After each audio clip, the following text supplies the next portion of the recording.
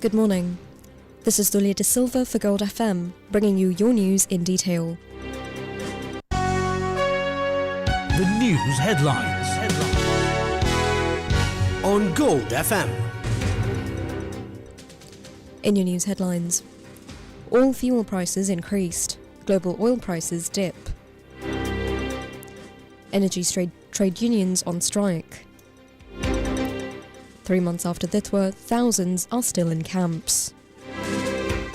And in news overseas, Iran gets new leader. Trump doesn't know if the war is over. The top story on Gold FM. Long queues formed outside filling stations again last night, and this time it's not because of fears of a shortage. The queues were prompted by an announcement from the Ceylon Petroleum Corporation that it would increase prices, effective midnight, with the Lanka India Oil Company also saying it would follow suit. Under the new pricing, Octane 92 petrol, previously priced at 293 rupees, increased by 24 rupees to 317. Octane 95 petrol increased by 25 rupees to 265 rupees, up from 240. White diesel, which costed 281 rupees, saw a price hike of 22 rupees to reach 303 rupees. Super diesel also increased by 24 rupees, rising from 329 to 353.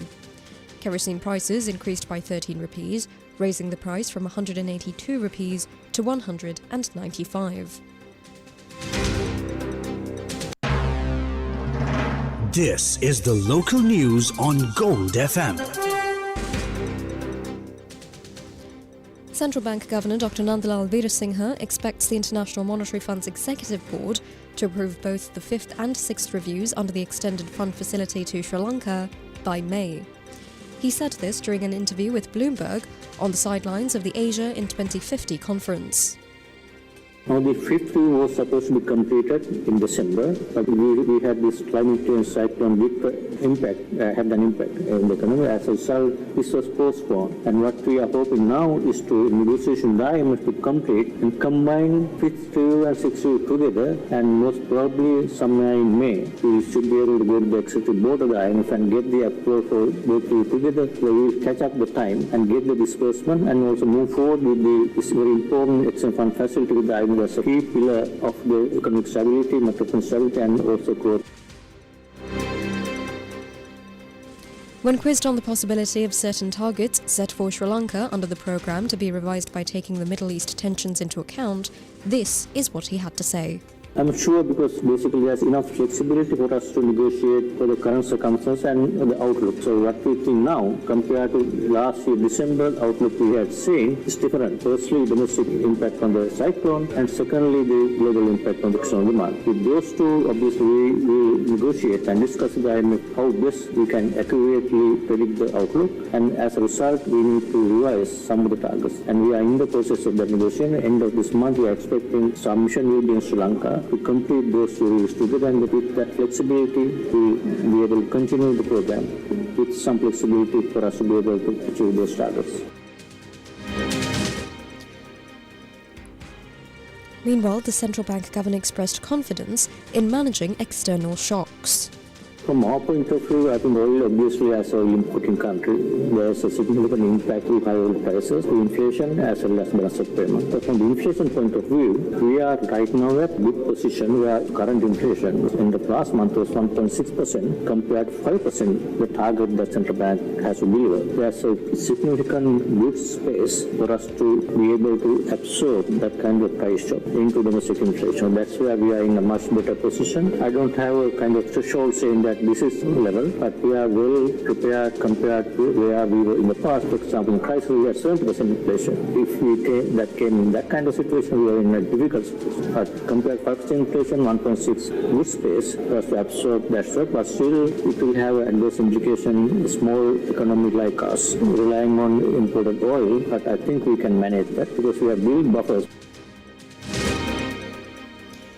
The All Ireland Disaster Relief Services Officers Trade Union confirms that 4,129 individuals from 1,359 families still reside in 49 safety centres after more than 3 months of Cyclone Ditwa.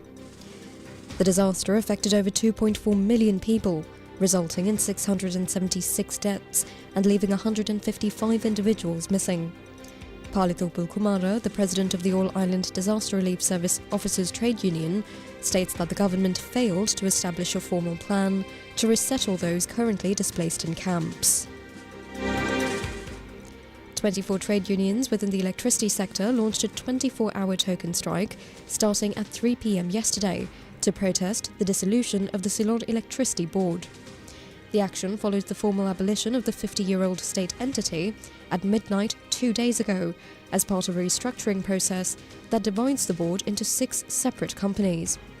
Union representatives state that remaining employees received no notification regarding new appointment letters, designations, or the specific entities to which they will be transferred. A decision on whether to escalate this process into a continued strike will be announced later this afternoon. Energy Minister Kumara Jayakodi addressed the media yesterday regarding the restructuring process as the new corporate framework came into effect. In the interest of clarity, we have refrained from dubbing his remarks.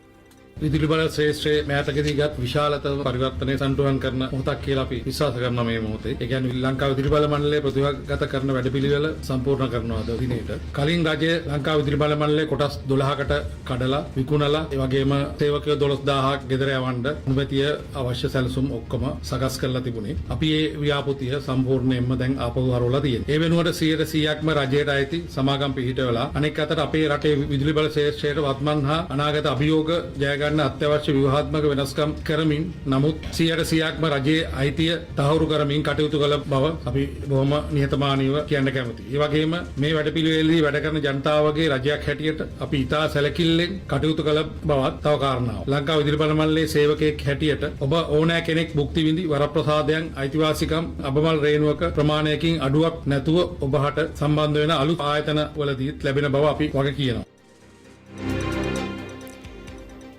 Even though the CEB operations were ceased, a problem remains in the absence of power purchase agreements. This concern was raised by energy expert Dr. Vidura Ralapanava. NSO and all the power plants require power purchase agreements. Now, all the private power companies have power purchase agreements with CEB, which are transferred to NSO, but each CEB entity, like the Noracholi coal plant, hydro plants, Palanetisa power plant, were expected to have power purchase agreements with the NSO so that NSO can pay them the correct amounts of money as per the agreement. Now, these PPAs are yet to be signed. Then, NSO also has to pay the transmission company for their transmission services. So there has to be an agreement between the NSO and the transmission company, which is also not in place. Now the electricity sector, the entities that collect money from us as consumers are the distribution companies, LECO and the 4 distribution divisions of CB. Now they need to have an agreement with the NSO because they buy electricity from the NSO, buys generation electricity from the generators and sells it to the distribution companies. So there has to be power sales agreements between distribution companies and NSO. These are also not in place. Only entity that has agreement is LECO with the CEB, which now is translated to NSO. Similar to the agreement in NSO, all the distribution companies also has to have agreements. Unfortunately, even this basic thing has not been put in place. So when I asked how they are going to manage it, I was told that they are going to do temporary cash flow agreements, which is a really poor show because the drafts of these power purchase agreements have been already done by external consultants. I believe it was PwC way back in 2024 fall when the current government came into power. But they have not been able to finalize it and put them in place, even though 1.5 years have gone. My worry is that we haven't done sufficient due diligence. What we are talking about is restructuring a $2 billion entity. It's almost $2 billion. And we have such a big company being restructured without having proper legal frameworks put in place is scary, simply to put. Now for some news in brief. The Department of Meteorology forecasts a few showers in the northern province and in Trincomalee and Anuradhapura districts today, while the temperature felt on the human body is likely to increase up to caution levels at some parts of the western, Sabragamua, northwestern provinces and in the Munaragala district. The business news on Gold FM. The all-share price index of the Colombo Stock Exchange declined 797.77 points to close at 21,904.14. The S&P SL20 index also declined 231.89 to close at 6,128.86. Total market turnover was 5.8 billion rupees. Global crude oil prices fell since yesterday following an announcement that G7 nations may release 300 to 400 billion barrels of oil from storage in response to the price rally resulting from the war in the Middle East. Global benchmark Brent crude is currently trading at around $90 and 52 cents per barrel. US West Texas Intermediate crude also saw a decline, now trading at around $86 and 83 cents a barrel. International news on Gold FM. Iran's Assembly of Experts appointed Mojtaba Khamenei as the country's new supreme leader, following the death of his father, Ayatollah Ali Khamenei, in recent United States-Israel strikes. The 56-year-old religious scholar takes power during what is being described as the most significant crisis in the Islamic Republic's 47-year history, despite never having held a formal government post.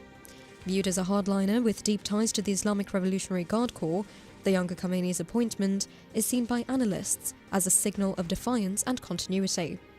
While he received immediate backing from Iranian President Masoud Pezeshkian and regional allies, including Russia, China, Western reaction was predictably hostile. United States President Donald Trump dismissed the appointment as a mistake, while the Israeli Foreign Ministry labelled the new leader a tyrant. US President Donald Trump says military operations against Iran are ahead of schedule, but he does seem a tad bit confused. Speaking at a press conference, the president confirmed that 90% of Iran's missile launches and its entire naval and air forces are destroyed.